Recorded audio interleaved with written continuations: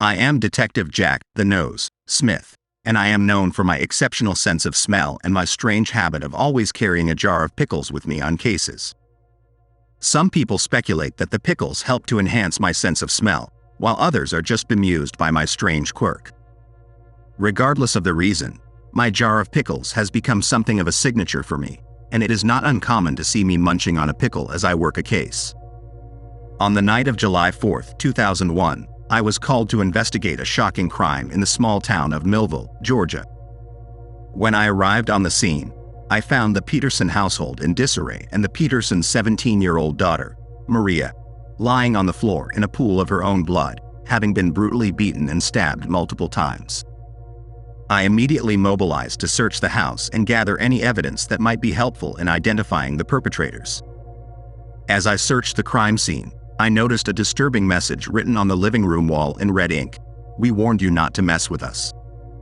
This suggested that the crime was not a random act of violence, but rather a targeted attack against the Peterson family. I examined the crime scene in detail, using my exceptional sense of smell to detect any subtle clues that others might overlook. I looked for fingerprints, footprints, and any other physical evidence that might be linked to the perpetrators. I also interviewed neighbors and other witnesses who might have seen or heard something on the night of the murder. One key piece of evidence that I recovered was a footprint left behind at the crime scene. I was able to determine that the footprint belonged to a specific brand and model of shoe, which narrowed down the pool of potential suspects. As the investigation progressed, I focused on a group of young men in their early 20s who had a reputation for causing trouble in the town. I brought the suspects in for questioning, but they all denied any involvement in the crime. Without any concrete evidence linking them to the murder, I was unable to charge them. However, the community of Millville was not about to let the perpetrators get away with their crime. A grassroots investigation team was formed, made up of volunteers from the town who were determined to bring the killers to justice.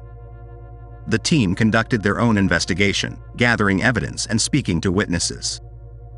They were able to connect one of the suspects, Roger Thompson, to the crime through the use of surveillance footage, which showed Thompson driving a car that matched the description of a vehicle that had been seen near the Petersons' house on the night of the murder. When confronted with this evidence, Thompson cracked under the pressure and admitted to being involved in the crime. He claimed that he and his accomplices had been hired by a mysterious figure known only as the Boss to carry out the murder. Thompson claimed that he didn't know the identity of the boss, but he provided me with enough information to track down the other suspects and bring them to justice. Using the information provided by Thompson and the evidence gathered by the investigation team, I was able to piece together a clear picture of what had happened on the night of the murder. According to my reconstruction, the suspects had broken into the Petersons' house with the intention of robbing them. When Maria Peterson woke up and confronted the intruders, they panicked and attacked her, beating and stabbing her multiple times before fleeing the scene. I worked tirelessly to gather all of the evidence needed to bring the perpetrators to trial. I combed through surveillance footage, interviewed witnesses, and analyzed physical evidence to build a strong case against the suspects. As the trial approached, I was determined to see that justice was served for the Peterson family. I worked closely with the prosecution to ensure that we had a strong case against the suspects. But just as the trial was about to begin, I received a shocking piece of information that turned everything on its head. One of the suspects, Roger Thompson, had approached me with a proposition. He claimed that he had been coerced into committing the crime by a powerful figure known as the Boss, who had threatened him and his family if he didn't comply. Thompson offered to provide me with evidence against the Boss in exchange for a reduced sentence. I was skeptical at first, but as I dug deeper into the case, I began to uncover a web of corruption and wrongdoing that went far beyond the murder of Maria Peterson. It seemed that the Boss was involved in a number of illegal activities in Millville, including drug trafficking and money laundering. I knew that I had to bring the Boss to justice, but I also knew that it would be a risky proposition. The Boss had a reputation for being ruthless and dangerous, and I had no doubt that he would stop at nothing to protect himself. I enlisted the help of the investigation team, and together, we worked to gather evidence against the Boss. We collected witness statements, intercepted communications, and conducted surveillance to build a strong case against him.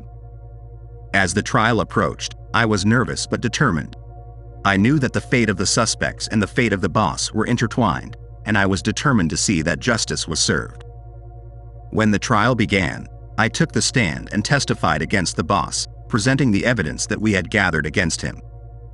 The prosecution made a strong case, and in the end, the suspects were convicted and the boss was sentenced to life in prison. I was relieved that justice had been served and grateful to the investigation team for their help. I knew that it had been a risky and difficult case, but I was proud of what we had accomplished. As I left the courthouse that day, I couldn't help but feel a sense of satisfaction and accomplishment.